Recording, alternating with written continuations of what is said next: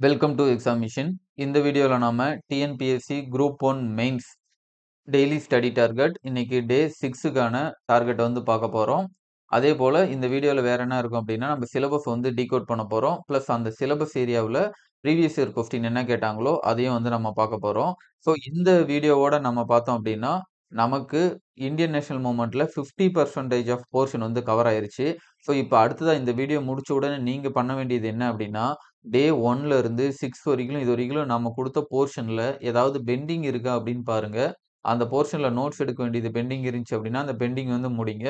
நம்ம test பேட்ச்ல daily 4 question குடுத்து, அது முடிக்காதவங்க அத வந்து கரெக்ட்டா நோட்ஸ் இதுக்கான ஆன்சர் மாடல ரெடி பண்ணிக்காங்க. சாட்டர்டே, சண்டேல வந்து உங்களுக்கு அந்த டெஸ்ட் வந்து இருக்கும். 20 கொஸ்டினுக்கு கிட்டத்தட்ட பார்த்தோம்னா 3 ஹவர் டெஸ்ட் ஃபுல் டெஸ்ட் வந்து இருக்கும். 250 மார்க்குக்கு. ஸோ அதுக்கு என்ன பிரிப்பரேஷன் பண்ணுமோ அத பண்ணி முடிங்க. ஸோ இத முடிச்சோனே டே 6க்கு வந்து பார்த்தோம் அப்படின்னா, அடுத்த வாரம் அதாவது மண்டேல வந்து பார்த்தோம்னா, டே 7லேருந்து ஸ்டார்ட் பண்ணுவோம். ஸோ நம்ம வந்து வெறும் வீடியோவா போட்டுட்டே இருந்தா, அது எந்த விதத்திலயும் உங்களுக்கு யூஸ்ஃபுல்லா இருக்காது. ஸோ ஒவ்வொரு ஷார்ட் பீரியட்லயும் என்ன பண்ணுங்க அப்படின்னா, ஒரு ஸ்டாப் பண்ணி, அந்த டே ஒரு குறிப்பிட்ட டேவ்ல முடிச்சத ப்ராப்பரா ரிவிஷன் பண்ணிட்டு, அதுல என்னென்ன டிராபேக்ஸ் இருக்கு, என்னென்ன பெண்டிங் இருக்கோ, அத கம்ப்ளீட் பண்ணீங்க அப்படின்னா மட்டும் தான், இது வந்து ஒரு ரிசல்ட்டா கன்வெர்ட் ஆகும். அப்படி இல்லன்னா, ஜஸ்ட் வந்து ஒரு வீடியோவ வியூ பண்ற மாரி போயிரும். ஸோ இத ப்ராப்பரா யுட்டிலைஸ் பண்ணி, இத வந்து நீங்க கன்வெர்ட் பண்றதுக்கான ரிசல்ட்டா கன்வெர்ட் பண்றதுக்கான ஸ்டெப்ஸ் என்னவோ, அத வந்து நீங்க அப்படியே எடுங்க. அதேபோல இந்த வீடியோஸ்க்கான ஒரு பிலாசபியா, nothing is particularly hard if you divide into small jobs. எவ்வளோ பெரிய ஒர்க்கா இருந்தாலும், அது சின்னதா நம்ம டிவைட் பண்ணிட்டோம் அப்படின்னா, நமக்கு ஈஸியா இருக்கும். அதனால தான் இன்னைக்கு 6வது வீடியோலயே பார்த்தோம் அப்படின்னா, நம்மளுடைய மாடர்ன் இந்தியாவுல 50% ஆஃப் சிலபஸ் போர்ஷன் வந்து கம்ப்ளீட் பண்ணிட்டோம். அடுத்த வீக் வந்து பார்த்தோம்னா, அந்த யூனிட் 1 அதாவது பேப்பர் 2ல யூனிட் 1 வந்து கம்ப்ளீட்டா நம்ம வந்து கம்ப்ளீட் பண்ணி முடிச்சுருவோம்.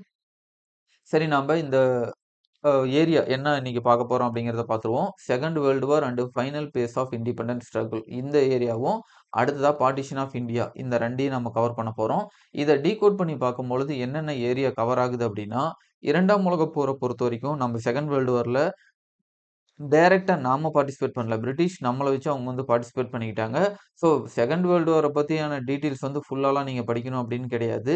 நீங்க படிக்க வேண்டியது அந்த டைம்ல இந்தியாவுல என்ன விதமான விஷயம் நடந்துச்சு. நம்மளுடைய லெஜிஸ்லேஷன் வந்து எல்லாமே வந்து ராஜினாமா பண்ணியிருப்பாங்க. அதிலிருந்து ஆகஸ்ட் ஆஃபர், தனிநபர் சத்தியாகிரகம், கிரிப்ஸ் தூதுக்குழு, வெள்ளையனே வெளியேறு இயக்கம், குயிட் இண்டியா மூவ்மெண்ட்ன்னு சொல்லுவோம்.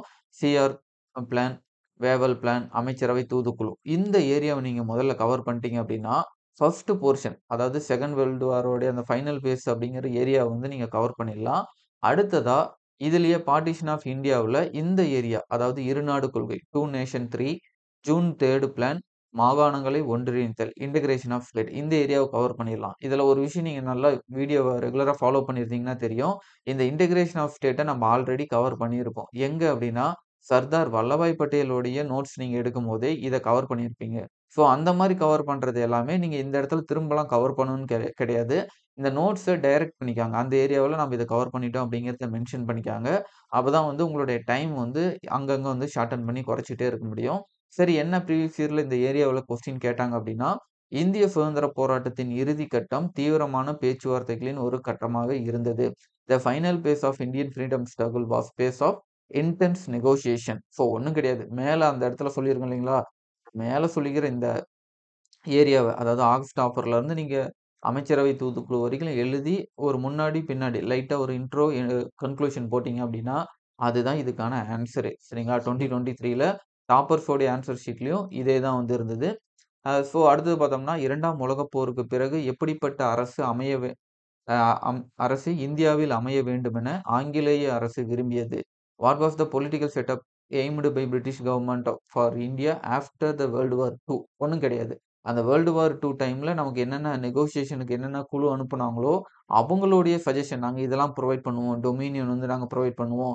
எலக்ஷன்ஸ் வந்து கண்டக்ட் பண்றதுக்கான இது பண்ணுவோம். அதேபோல கான்ஸ்டிடியூஷன் மேக் பண்றதுக்கு பண்ணுவோம். அந்த மாதிரி அவங்க வந்து இந்தியா எப்படி வந்து இருக்கணும் அப்படின்னு அவங்க டிசைட் பண்ணாங்களோ, அத தான் வந்து இவங்க கொஸ்டினா கேட்டிருக்காங்க.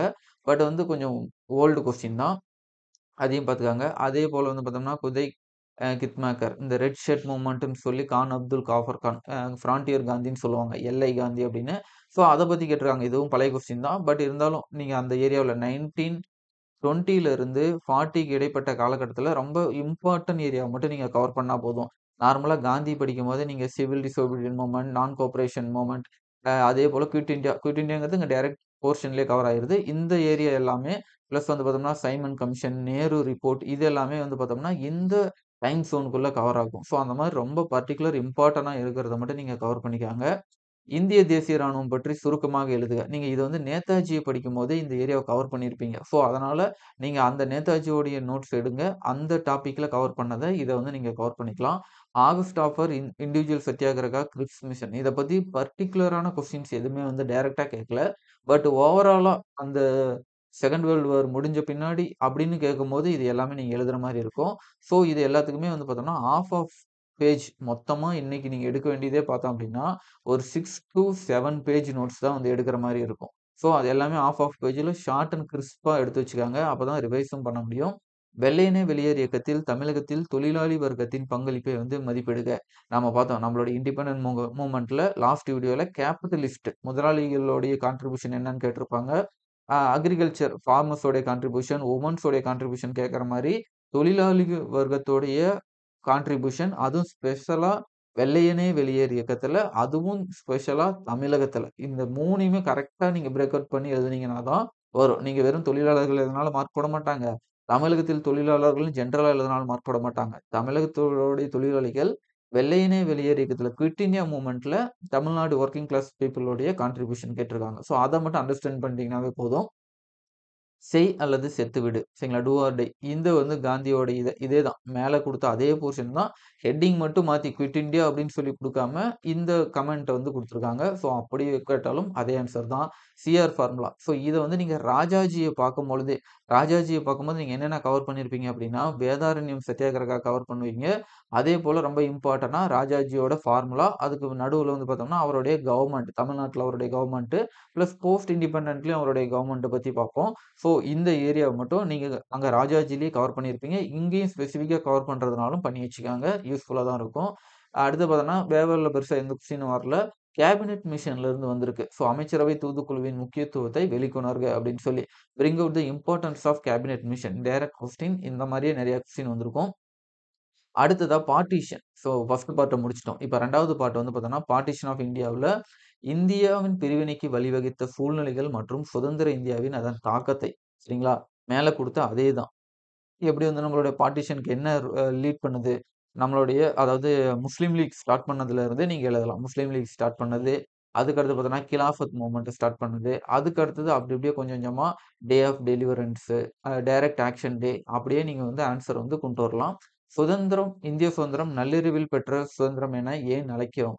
Midnight at freedom. இது வந்து இந்த ஹெட்டிங் அப்படிங்கிறது வந்து பார்த்தோம்னா, ஜவஹர்லால் நேருவோடைய அந்த புக்ல வந்து மிட்நைட் அட் ஃப்ரீடம் அப்படிங்கிற ஒரு வேர்ட்லாம் அதிகமா யூஸ் பண்ணியிருப்பாங்க. தனியா புக்ஸும் வந்து நெறைய ஆத்தர்ஸ் வந்து இதே நேம்ல எழுதியிருக்காங்க. ஸோ, இத பேஸ் பண்ணி நீங்க அ ஆன்ஸர்ஸ் வந்து டிசைன் பண்ணிக்கலாம். 1947 சரிங்களா? நிகழ்ந்த பிரிவினை எவ்வாறு இந்திய முஸ்லிம்களின் கல்வி நிலையை பாதித்தது? ஓகே. இது வந்து பார்த்தோம்னா, இந்தியாவுடைய மைனாரிட்டி ஏரியாவிலயும் கவர் பண்ணலாம். இந்த ஏரியாவிலயும் நீங்க கவர் பண்ணலாம். இங்கேயே நீங்க கவர் பண்ணி வச்சுக்கோங்க. அது பெஸ்ட்டா இருக்கும். அடுத்ததா two nation theory. Two nation தியரிய பொறுத்தவரைக்கும் பாகிஸ்தான் உருவாவதற்குரிய சாதகமான சூழ்நிலையை விளக்குக. சரிங்களா? எப்படி வந்து 1940லிருந்து 47 வரைக்கும் நம்ம ஜென்ரலா பார்க்குறோமோ, அதே போல இதே டைம்ல தான் பார்ட்டிஷனுக்கான அந்த ஒரு மூவ்மெண்ட் அப்படிங்கிறதும் வந்து நடக்கும். ஸோ ஒவ்வொருத்தரா ரஹமத் அலி, முகமது இக்பால், அதுக்கப்புறம் பார்த்தீங்கன்னா, முகமது அலி ஜின்னா இவங்களுடைய கான்ட்ரிபியூஷன்ஸ் வந்து மேஜரா ப்ரீவியஸ் இயர்ல கேட்டிருக்காங்க. ஸோ அதையும் பார்ப்போம். முகமது இக்பால் என்பவர் யார்? அடுத்து பாகிஸ்தானை உருவாக்குவதில் சர் முகமது இக்பாலின் பங்களிப்பை எழுதுக. சரிங்களா? Trace the role of sir Muhammad Iqbal in the creation of Pakistan. So இதையும் வந்து கேட்டிருக்காங்க. பாகிஸ்தான் அமைந்த வரலாற்றில் முகமது அலி ஜின்னாவின் பங்கை மதிப்பிடுக. Assess the role of Muhammad Ali Jinnah in the creation of partition. So இதெல்லாம் வந்து பார்த்தோம்னா, ஒரு விஷயம் நல்லா புரிஞ்சுக்கணும். இது எல்லாமே வந்து ரொம்ப முன்னாடி 2017க்கு முன்னாடி தான் இந்த வேர்ட்ஸ் எல்லாமே வந்து யூஸ் பண்ணியிருக்காங்க. அதுக்கு பின்னாடி எந்த ஒரு கொஸ்டின்லயும் கேட்கல. இருந்தாலும் நம்ம வந்து ஒரு ப்ரிகாஷன் மெஷரா ஓவராலா இத பத்தி பேசிக்கா மட்டும் தெரிஞ்சு வச்சுக்கோங்க. டைரக்ட் கொஸ்டின் வந்து வரது குறைஞ்சிருச்சு. அடுத்து பார்த்தோம்னா, மவுண்ட் பேட்டன் திட்டத்தின் முக்கிய சரத்துக்களை குறிப்பிடுக. ஸோ ஜூன் 3 பிளான்னாலும் சரி, மவுண்ட் பேட்டன் கேட்டாலும் சரி, ஒவ்வொரு அ ஏதாவது ஒரு இன்சிடென்ட்டுக்குமே வேற வேற நேம் இருக்கும். எப்படி வந்து பார்த்தோம்னா, குவிட் இண்டியா மூவ்மெண்ட் அப்படின்னாலும் சரி, இல்ல அதுல இருந்த ஸ்லோகனான டூ ஆர் டை அப்படிங்கிறது இருந்தாலும் சரி, அத வச்சே நீங்க ஆன்சர் பண்ற மாரி இருக்கணும். மவுண்ட் பேட்டன் திட்டத்தின் சிறப்புகளை வெளிக்கொணர்க. Bring out the significance of Mountbatten plan. So இதுவும் வந்து ரிப்பீட்டடான ஏரியா இருக்கிற கொஸ்டின் தான். இந்திய தேசிய காங்கிரஸ் வெறும் கட்சி மட்டுமல்ல, இந்திய சுதந்திர போராட்டத்தின் ஒரு அங்கம். திறனாய்வு செய்க.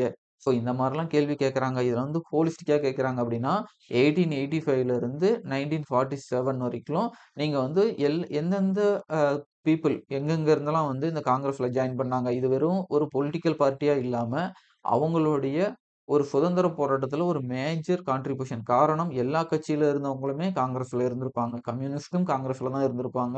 ஸோ, அந்த மாரி இருக்கிறதுனால, இத வந்து நீங்க ஒரு திறனாய்வு செய்க அப்படின்னு சொல்லி அனாலிசிஸ்ன்னு சொல்லி கேட்டிருக்காங்க. அதுக்கு தகுந்தாற்போல நீங்க இந்த ஆன்ஸர் எழுதிடலாம்.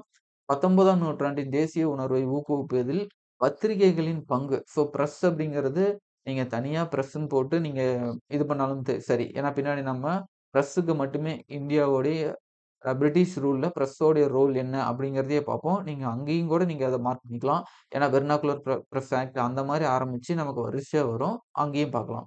அடுத்ததாக discuss the significance of Nehru report. Nehru அறிக்கையின் முக்கியத்துவம். நம்ம முன்னாடி சொன்ன மாரி சைமன் கமிஷன், நேரு ரிப்போர்ட் இதெல்லாம் வந்து பார்த்தோம்னா, ஒரு கிரே ஏரியாவா இருக்கும். அப்பப்ப அந்த கேள்விகள் வந்து எப்பயாவது ஒரு டைம்ல வந்து ஸ்பைக் ஆயிட்டு இருக்கும். ஸோ அத பார்த்துக்கலாம்.